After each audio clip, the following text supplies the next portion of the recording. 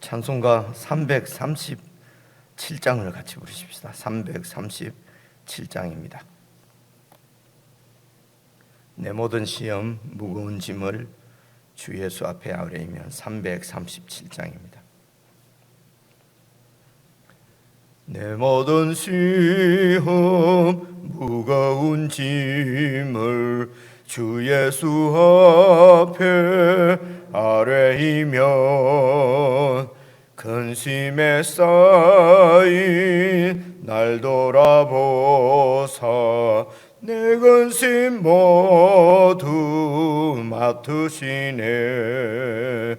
무거운 짐을 나 홀로 지고 견디다 못해 쓰러질 때 불쌍히 여겨 구원해 주리. 은혜의 주님 오직 예수. 내 모든 괴로움 닥치는 환난 주 예수 앞에 아뢰이며 주께서 친히 날 구해 주사 넓으신 사랑 베푸시네. 무거운 짐을 나 홀로 지고 견디다 못해 쓰러질 때 불쌍히 여겨 구원해 주리. 은혜의 주님 오직 예수. 내 짐이 점점 무거워질 때 주 예수 앞에 아뢰이면 주께서 친히 날 구해 주사 내 대신 짐을 져주시네. 무거운 짐을 나 홀로 지고 견디다 못해 쓰러질 때 불쌍히 여겨 구원해 주리. 은혜의 주님 오직 예수. 마음의 시험 무서운 죄를 주 예수 앞에 아뢰이며 예수는 나의 능력이 되사 세상을 이길 힘 주시네. 무거운 짐을 나 홀로 지고 견디다 못해 쓰러질 때 불쌍히 여겨 구원해 주리. 은혜의 주님 오직 무거운 짐을 나 홀로 지고 무거운 짐을 나 홀로 지고 견디다 못해 쓰러질 때 불쌍히 여겨 구원해 주리. 오직 예수.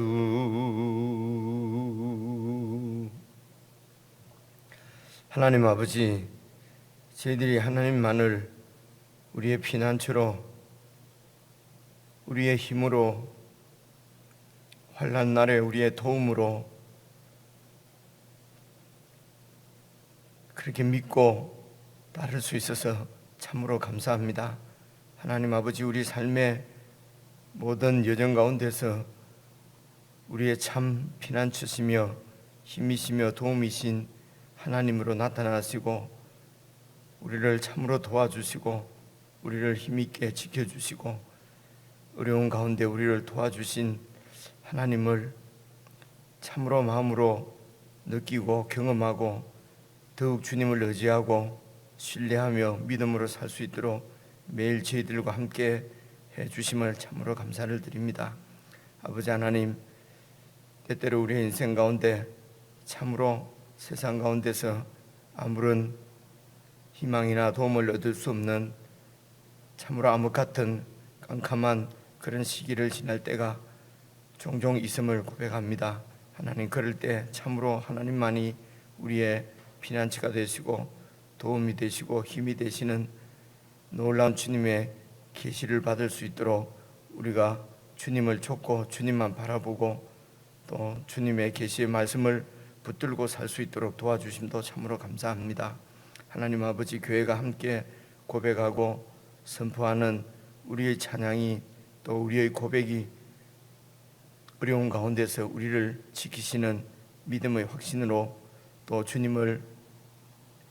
하나님을 피난처로 삼는 그 피난처로 우리를 인도하실 줄로 믿습니다. 우리가 세상을 두려워하지 아니하고 매일매일 우리에게 주어진 삶 가운데서 주님을 묵상하고 주님과 함께 동행하는 삶의 연습을 끊임없이 할 수 있도록 성령 하나님 저희들 가운데 교통해 주시기를 기도합니다. 아버지 하나님, 모든 시험들을 통해서 더욱 우리를 주님을 닮게 만드시는 하나님의 섭리인 줄 알고 더욱 주님께 집중하고 주께 가까이 나아가며 주님 안에 온전히 피할 수 있는 저희들이 믿음이 되도록 저희들을 인도해 주시옵소서. 함께 이 길을 가는 교회가 주의 몸인 교회가 있음에 감사하고 또 이 믿음으로 함께 이 삶을 살아가는 지체들과 함께 정말 믿음의 손을 굳게 붙잡을 수 있도록 성령 하나님께서 늘 저희들 가운데 함께 주시옵소서. 깊은 환난과 어려움 당한 자들이 참으로 주님을 피난처로 삼고 안식을 누리는 믿음의 삶을 살 수 있도록 성령 하나님 일일이 성도들을 신방해 주시고 그 마음들을 위로해 주시기를 간절히 원하옵고 우리 주 예수님 이름으로 기도드리옵나이다. 아멘. 우리 함께 읽을 말씀은 시편 55편 말씀입니다. 시편 55편 구약성경 841페이지입니다.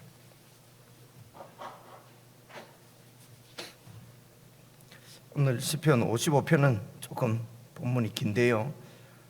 내용을 우리가 이렇게 집중해서 잘 읽으시면 내용을 파악하는 일에는 크게 어렵지 않은 것 같습니다. 1절 말씀 제가 먼저 읽겠습니다. 하나님이여, 내 기도에 귀를 기울이시고 내가 간구할 때에 숨지 마소서. 내게 굽히사 응답하소서. 내가 근심으로 편하지 못하여 탄식하오니 이는 원수의 소리와 악인의 압제 때문이라. 그들이 죄악을 내게 더하며 노하여 나를 핍박하나이다. 내 마음이 내 속에서 심히 아파하며 사망의 위험이 내게 이르렀도다. 두려움과 떨림이 내게 이르고 공포가 나를 덮었도다. 나는 말하기를 만일 내게 비둘기같이 날개가 있다면 날아가서 편히 쉬리로다. 내가 멀리 날아가서 광야에 머무리로다. 셀라. 내가 아예 피난처로 속히 가서 폭풍과 광풍을 피하리라 하였도다. 내가 성 내에서 강포와 분쟁을 보았사오니 주여 그들을 멸하소서. 그들의 혀를 잘라 버리소서. 그들이 주야로 성벽 위에 두루 다니니 성중에는 죄악과 재난이 있으며 악독이 그 중에 있고 압박과 속임수가 그 거리를 떠나지 아니하도다.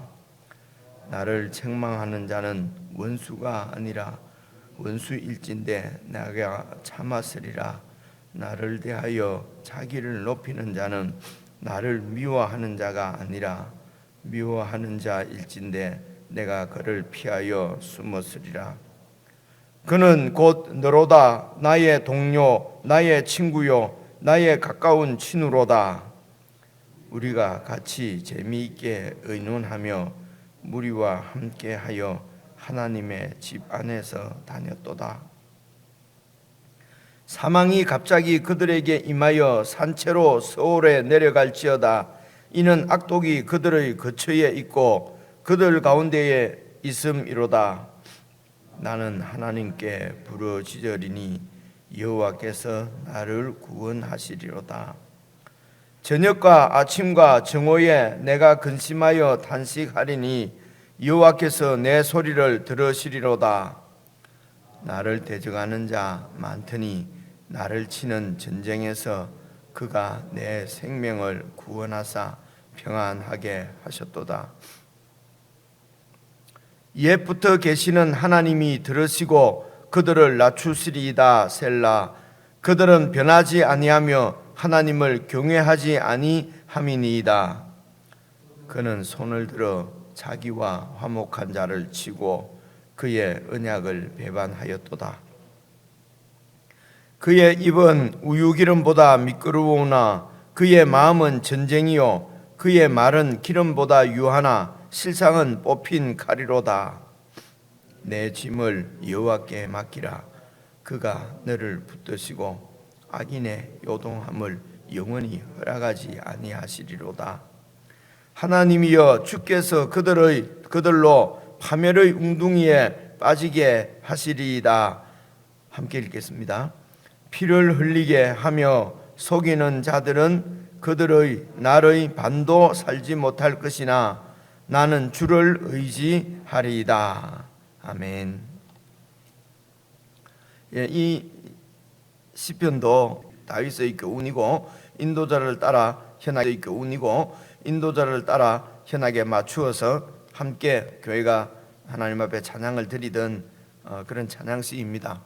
그래 어떤 이 시편 말씀을 주석하는 어떤 분들은 이 시편이 이런 하나님 나라 백성들 성도들의 기도라고 얘기를 합니다. 그래서 성도들이 이 시편을 통해서 기도를 잘 배우지 못하면은 이제 시편이 좀 이렇게 그냥 정말 그냥 시지 우리하고는 이렇게 큰 이 관련이 생기지 않는다고 이제 그렇게 표현을 하지요. 그래서 사실 이 다윗은 그 하나님 나라의 왕이지 않습니까?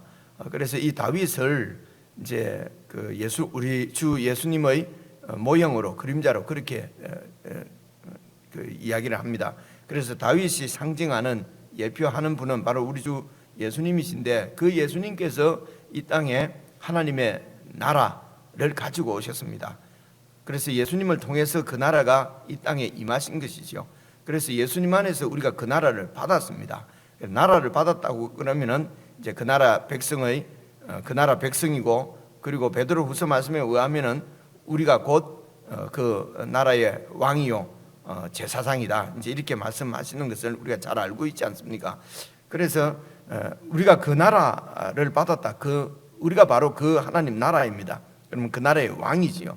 그래서 이 다윗의 여러 이런 삶이나 또 이 기도나 이런 그 시편의 말씀을 보면은 우리 예수님께서 이 다윗이 이 말하는 이런 여러 다윗의 시편에 나오는 이런 삶들을 예수님께서 친히 이 땅에 오셔서 사셨습니다. 예수님께서 이 땅에 오셔서 이렇게 당하고 사셨다는 말은 이 땅의 삶이 그렇다는 거죠. 그래서 우리가 살아가는 세상이 이렇다고 하는 것입니다. 그래서 다윗이 놓여진 상황이 사실은 우리가 놓여진 상황이고 이런 상황 가운데서 다윗이 어떻게 기도하고 또 어떻게 이 믿음을 지켜가는가를 잘 살펴서 이제 우리도 그렇게 이제 이 말씀이 보여주시는 그 길로 그렇게 기도하고 그렇게 믿고 이제 그렇게 견디면서 그렇게 살아가도록 그렇게 교훈하시는 것입니다. 그런데 이 삶을 참으로 실제적으로 살아가신 분이 우리 주 예수님이시거든요.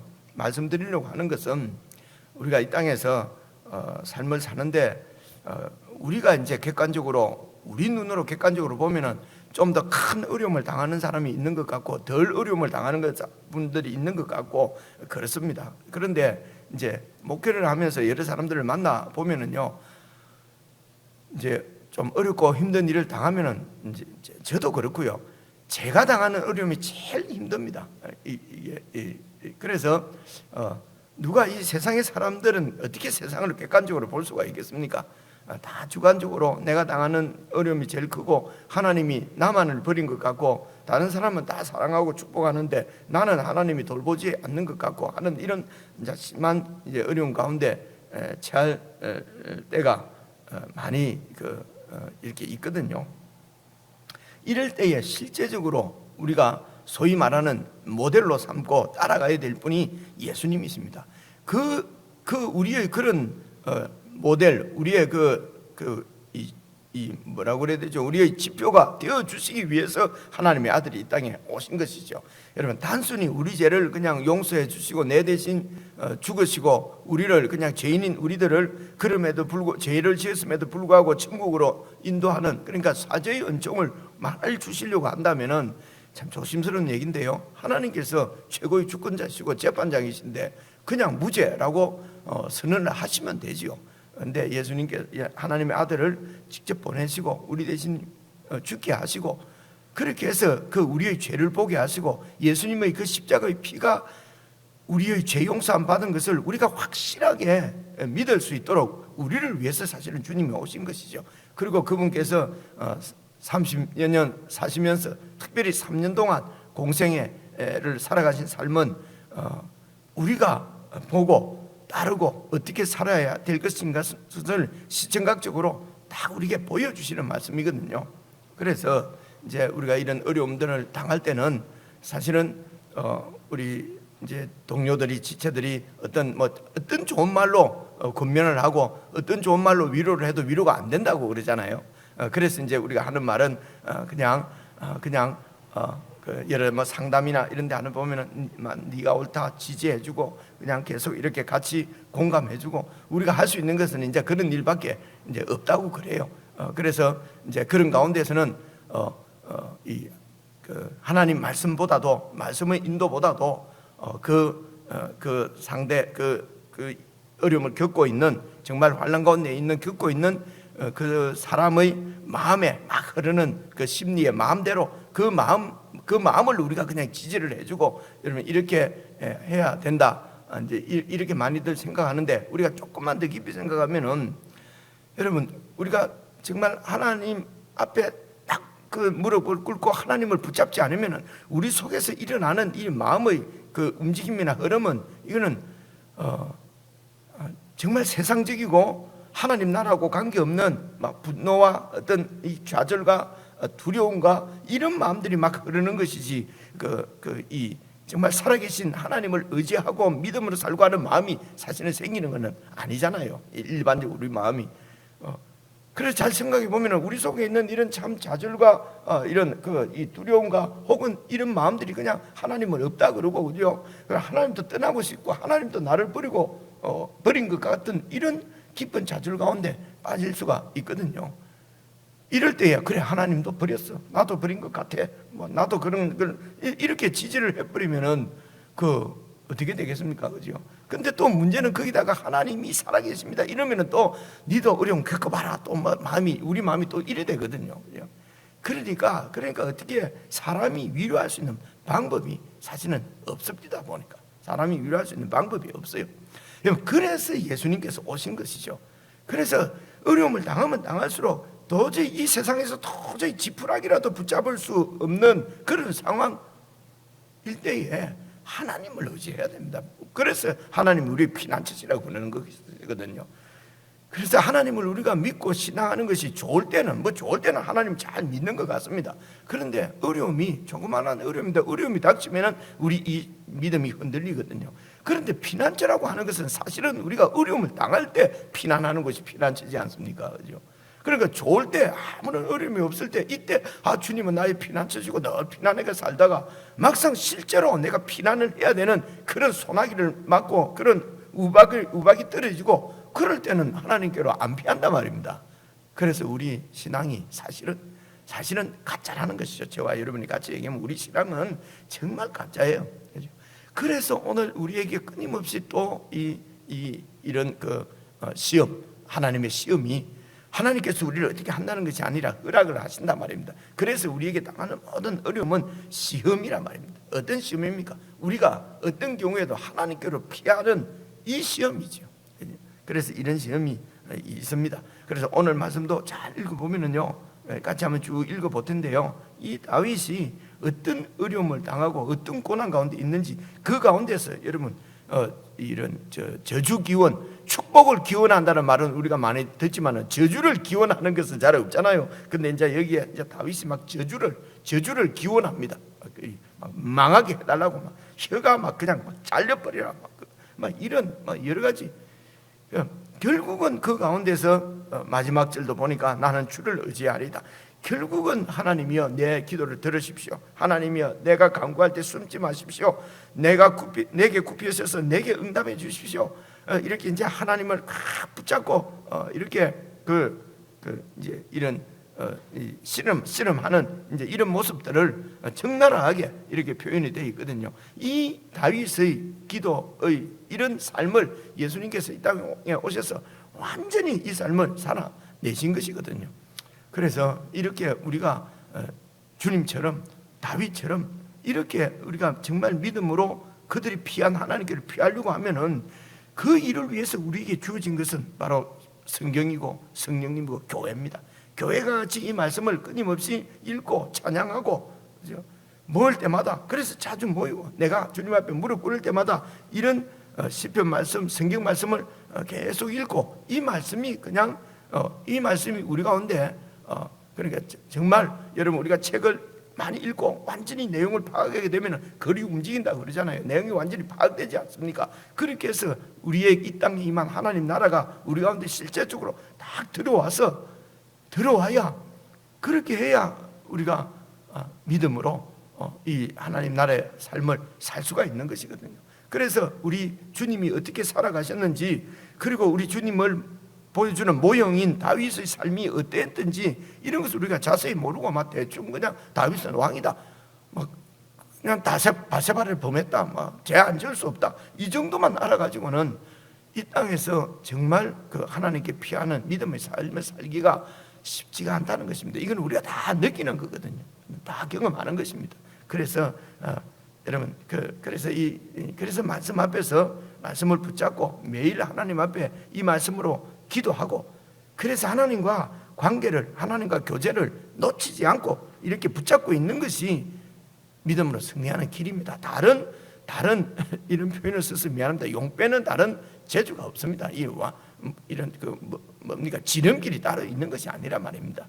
그저 주님과 동행하고 성경을 붙잡고 그렇게 주님을 찬양하고 기도하고 매일의 삶 가운데서 조그마한 어려움이 있을 때 그냥 내 힘 의지하지 말고 또 하나님께 기도하고, 이렇게 이것이 우리 삶의 양식이고, 눈물이 우리 양식이고 말씀이 우리 양식이고 주님과 동행하는 삶이 우리의 양식이고, 그것이 우리의 삶의 목표고 삶의 목적이고, 여러분 그렇게 사셔야 됩니다. 무슨 이런 삶들은 기본적인 이런 묵상하고 기도하는 삶을 나눠놓고 무슨 세상을 변화시키고 내가 사회가 어떻고 이렇게 하면 허황됩니다. 이게 허황되거든요. 그렇게 주님과 동행하면은 주님처럼 위대한 일을 할 수 있는 것이고요. 주님처럼 이렇게 위대하게 사람들을 또 돕고 섬기고 이렇게 할 수가 있습니다. 우리 자체로는 이렇게 주님 안에 있지 않으면 우리 자체로는 누구도 돕지 못합니다. 봐보십시오. 지금 세상을 돌아가는 거 보십시오. 왜 이렇게 다 사랑하고 섬기고 다 뭐 백성을 위해서 일한다 그러고, 그런데 왜 이렇게 다툼이 많고 싸우고 죽이고 여러분 잔인하고, 도저히 이렇게 지금 세상에서 일어나는 일을 보면은 정말 나하고는 전혀 상관없는 그들은 정말 악한 세상에 어린 양이 살고 있는 것 같지 않습니까? 그죠? 그런데 따지고 보면은 그 모든 악들이 조금만 말씀 안에서 묵상하고 기도하면 이 세상의 모든 악들이 다 내 안에 들어와 바로 내 안에 있는 것을 우리는 다 발견하게 되는 것 아닙니까? 그죠? 나도 그런 상황에 처하고 나도 그런 입장에 처하면은 그렇게 저지른 이 악을 어떻게 보면 분노를 조절 장애가 있는 것 같고 어떻게 보면 저 인간인가 싶기도 하는데, 그런데 보면은 그런 모습들이 내 속에 번뜩번뜩 비칠 때 소스라치게 놀라고 그러지 않습니까? 그래서 우리가 결국은 피할 곳은 하나님밖에 없다는 것입니다. 하나님이 어디 계십니까? 바로 말씀 가운데 계시는 것이거든요. 1절을 봐보십시오. 1절부터 6절까지를 보시면은 이게 세상 나라의 특징입니다. 이런 폭력에 대한 지금 두려움, 애통 이런 것들이 지금 나타나 있거든요. 1절부터 6절까지 보시면은요, 하나님이여 내 기도에 귀를 기울이시고 내가 간구할 때 숨지 마십시오. 내게 굽히사 응답하소서. 내가 근심으로 편하지 못하여 탄식하오니 이는 원수의 소리가 여러분 이 말소리가 참 중요합니다. 원수의 소리와 악인의 압제 때문이라. 그들이 죄악을 내게 대한다면 악함을 내가 더한다는 것입니다. 죄악을 내게 더하며 노하여서 나를 핍박합니다. 그래서 내 마음이 내 속에서 심히 아파하며 사망의 위험이 내게 이르렀습니다. 두려움과 떨림이 내게 이르고 공포가 나를 덮었도다. 이런 어떤 역사적인 상황 가운데 처해서 다윗이 이럴까 하는 이제 이 주에 주석하는 분들은 이때 상황이 어떤 상황인가를 연구를 많이 합니다. 그런데 정확하게 나와 있지 않습니다. 우리의 삶 자체가 여러분 이렇다는 얘기입니다.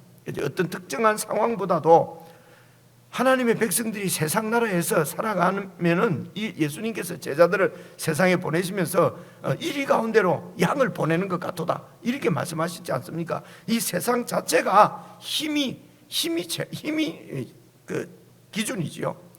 지금까지 우리가 계속 나누었지 않습니까? 그죠? 힘이 지배하는 세상 가운데서는 이 가운데서 그래서 같이 그 힘으로 맞대응하면서 서로 막 이렇게 싸우면서 치열하게 살지 않으면은 이 폭력 그렇게 살면은 얼마나 이 폭력에 대한 두려움, 스트레스, 그래서 정상을 차지한 사람도 너무 힘들어서 그냥 목숨을 끊어버리기도 하고 그러지 않습니까? 그죠? 이게 세상이, 이 세상에서 이제는 그 평화, 예수님의 말씀대로 예수님의 나라 백성으로서 살아가는 사람들의 심령은 당하는 마음은 이렇다는 것입니다. 그죠?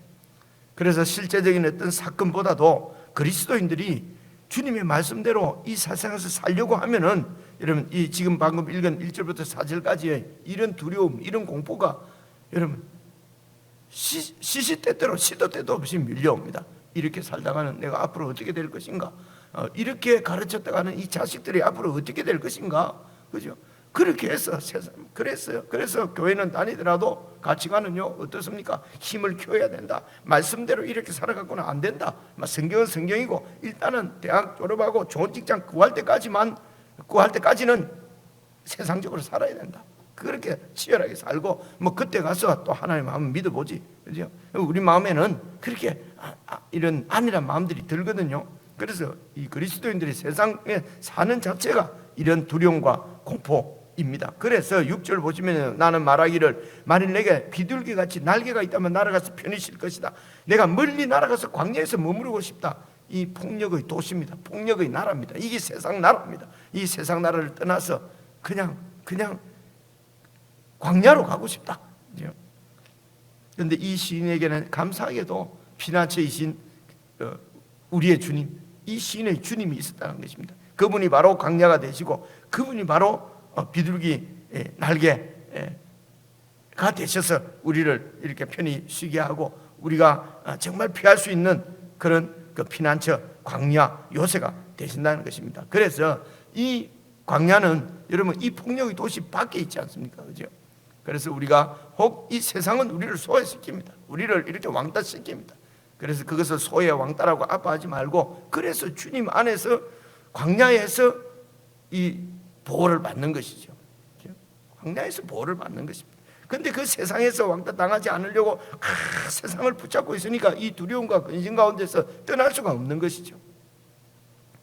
8절입니다. 내가 나의 피난처로 속히 가서 폭풍과 강풍을 피하리라 하였도다. 나의 피난처. 9절 보십시오. 내가 성내입니다. 이게 이 지금 밑에 보면 하나님 나라예요. 하나님 나라인 이스라엘 가운데도 이런 세상 나라와 똑같은 강포와 분쟁이 있다는 것입니다. 세상 나라가 아니라 하나님 나라 안입니다. 그래서 이 하나님 나라 안에 있는 백성들이 강포와 분쟁이 있는 것을 내가 보았으니 주여 그들을 멸하소서, 하나님 나라를 새롭게 하소서, 이 말씀이거든요. 그들의 혀를 잘라버리소서 이러지 않습니까? 그래서 이 하나님 나라를 망치는 근원 중에 아주 큰 근원이 아주 편만한 우리 가운데 있는 이런 하나님 나라를 넘어뜨리려고 하는 이런 폭력이 우리 혀란 말입니다. 그래서 우리 혀가 하나님 말씀대로 혀가 움직이지 않으면은 이 혀가 일으키는 폭력이 얼마나 큰지 모릅니다. 그래서 하나님 말씀대로 말을 할 수 없으면은 입을 닫아야 되는 것입니다. 혀가 잘려서 벙어리가 되는 것이 나은 것이죠. 그래서 이것이 하나님 뜻이 분명하고 하나님의 마음이고 하나님의 계시의 말씀이 아니면은 여러분 뭐 권면한다고 세상적으로 이렇게 뭐 권면하고 그럴 때야 그냥 입 가만 닫고 있는 것이 좋습니다. 그래서 하나님 말씀을 성도들이 듣도록, 여러분 성도라고 하면서도 하나님 말씀을 들을 수가 없으면은 이 성내에 사는 세상 백성이거든요. 그럼 우리가 긍휼히 여기고 그들을 위해서 기도하고 끊임없이 계시의 말씀대로 살아가는 우리의 삶으로 그들을 인도하고 이끄는 것이 영적 지도자거든요. 영적 지도자는 목사를 두고 말하는 것이 아닙니다. 하나님 말씀대로 이렇게 말씀대로 살아가는 자들이 영적 지도자들이죠. 그럼 목사는 뭐냐? 나도 잘 모르겠습니다. 성경은 보면은 뇌를 봐도 그렇고요. 무슨 목사가 영적 지도자고 이런 것 같지가 않습니다. 정말 성령 충만해서 말씀에 붙잡힌 자가, 그가 목사이든 소위 말하는 평신도이든 이든 그들이 있는 곳에서 영적 지도자인 것입니다. 그래서 예수님은 너희들 중에 아무도 아버지라 칭함을 받지 마라, 아무나 지도자가 되지 마라, 오직 우리 지도자는 예수 그리스도 한 분뿐이시니 그렇게 말씀하거든요. 그래서 이런 변명도 하면 안 됩니다. 세상에 보고 믿고 따를 영적 지도자가 없다, 이런 말씀 들으면 가슴 참 답답한 거지요. 그래서 예수님께서 영적 지도자로 우리 가운데 오셔서 그렇게 사신 것 아닙니까? 그죠? 우리의 영적 지도자는 사람이 아니에요. 목사가 아니에요. 설교하는 대로 사는 아주 좋은 사람, 좋은 목사님이 아니에요. 예수님이세요. 그분이 말씀이 우리의 영적 지도자지, 그분이 말씀이 우리의 빛이지, 무슨 목사의 삶이 무슨 우리의 빛입니까? 우리가 보고 따라야 될 견본입니까? 그렇지가 않거든요. 이제 이런 일반적인 우리가 갖고 있는 생각에서도 다 벗어나야 되는 것입니다. 우리의 지도자는, 우리의 인도자는 오직 예수 그리스도 이름 한 분밖에 없다고 우리가 고백하지 않습니까? 그게 그런 뜻입니다. 고백은 그렇게 해놓고 아이고 따라가야 될 이런 목사님이 없다, 목사님도 말은 저래놓고 못 산다. 그래서 말만 듣고, 예수님도 말씀하셨잖아요. 그들이 가르치는 말만 듣고 그들의 삶의 행위는 본받지 마라. 그런 게 어디 있습니까? 그래서 내가 있지 않냐? 예수님이 나를 본받고, 그래서 예수님을 닮아가는 것이 여러분 목사 닮아가는 게 아니잖아요. 그죠? 제가 제 책임을 면피하려고 이런 말씀 드리는 게 아닙니다. 아니고 이게 참 성도의 삶을 살려고 하면은 이런 일반적인 보통 사람들이 갖고 있는 이런 시각도 벗어나야만 진짜 믿음을 가질 수가 있다는 것입니다. 안 그러면은요, 그저 우리가 목회 배우면 말이 길어지는데 이럽니다. 교회는 목사 수준만큼 안 크고 뭐 성도의 수준은 목사 수준만큼 안 크고, 이런 얘기 우리가 학교 다니면서 배우면서 와 감동도 하고 그랬거든요. 내가 대단한 존재구나. 지내보니까 목사도 무슨 대단한 존재입니까? 아무것도 아닌데, 그죠? 목사든 누구든 성령께 사로잡히고 말씀이 충만하고 성령이 충만하면은, 그렇지 않으면 다 세상적이고 다 폭력의 사람이 됩니다. 우리 본성이 그렇기 때문에 그렇습니다. 그죠? 그래서 하나님께서 교회를 세우시고 목사도 교회의 지체로서 통제를 받으면서 교회와 함께 하나님의 말씀을 듣고 하나님 말씀대로 서로 하나님 말씀으로 권면하고 이 말씀을 서로 함께 살아내도록 하나님이 교회를 세우시고, 저도 그 교회의 멤버고 여러분들도 그 교회의 멤버, 지체란 말입니다. 지체고 우리의 머리는 오직 우리 주 예수 그리스도 한 분뿐인 줄로 믿습니다. 이런 묵상을 하면 참 또 피나치 피난하는 것 같아요. 저도요. 그래서 계속해서 한번 봐보십시오. 혀입니다. 그죠? 이 혀가 정말 주님을 닮아서 그래서 이제 우리가 적용할 때는 구절도요. 성내의 강포와 분쟁을 보았습니다. 주여 그들을 멸하소서, 그들의 혀를 잘라버리소서. 그래서 이 폭력은 이런 어떤 이런 린치를 가는 이런 폭력보다도 여러분 이 영적인 영적인 폭력인 것 같죠. 그것이 바로 이 혀로 나타난다는 것입니다. 입입니다. 그들이 주야로 성벽 위에 두루 다니면서 성중에는 죄악과 재난이 있다. 악독이 그 중에 있고 압박과 속임수가 그리를 떠나지 않는다. 다 입입니다. 신앙 없는, 믿음 없는, 말씀 떠난 막 나오는 대로 찌끄리는 이런 얘기들이지요. 그죠? 이런 말에 우리가 상처받고 흔들리고 하나님 말씀에는 별로 움직이지 않아요. 근데 사람이 무슨 말 한마디 하거나 뉴스에서 한마디 하거나 막 이러면은 막 그것을 그냥 막 그게 그냥 막 은혜가 되는 모양이죠. 그죠? 하나님 말씀은 그렇게 믿지 않는데 세상에 떠도는 이런 말은 왜 그래 잘 믿는지 모르겠어. 그죠? 이렇게 해서 마음이 상하고 이렇게 폭력에 노출되고 그런 것이거든요. 12절부터 한번 봐보십시오. 나를 책망하는 자는 원수가 아니다. 원수일진데 내가 참았으리라. 이 말은 나를 책망하고 나를 고자질하고 나를 넘어뜨리려고 하는 자가 세상 원수가 아니라 하나님이 도성 안에 있는 한 지체라는 것입니다. 이제 이게 아픔이죠. 봐보십시오. 계속해서 나를 대하여 자기를 높이는 자, 교만한 자가 나를 미워하는 자가 아니다.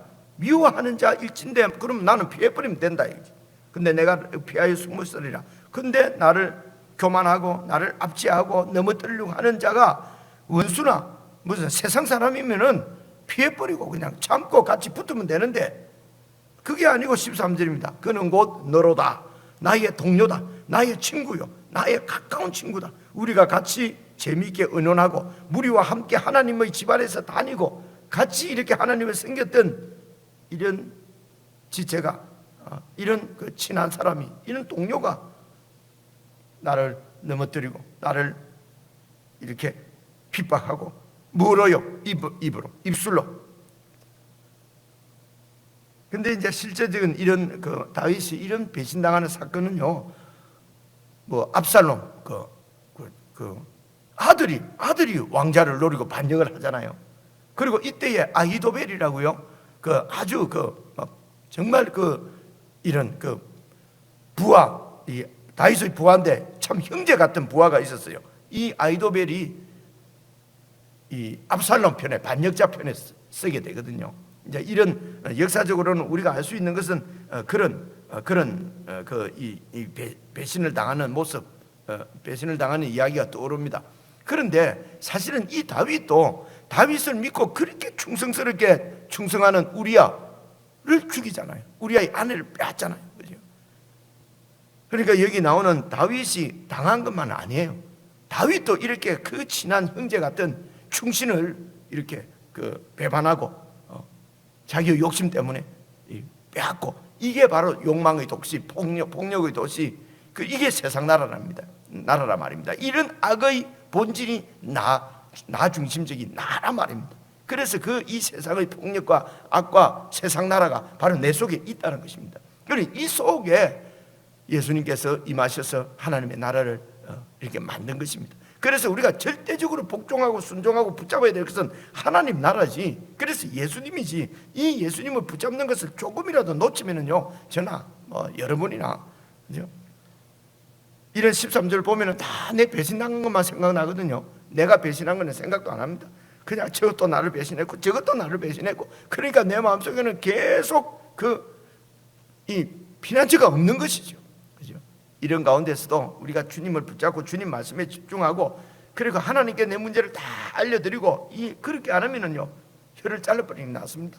그 혀가, 그 악독이, 그 분노가 지체를 넘어뜨리고 지체를 아프게 하고, 그리고 나까지도 불살라 버리는 그런 화의 근원이 되기 때문에 그런 것이죠.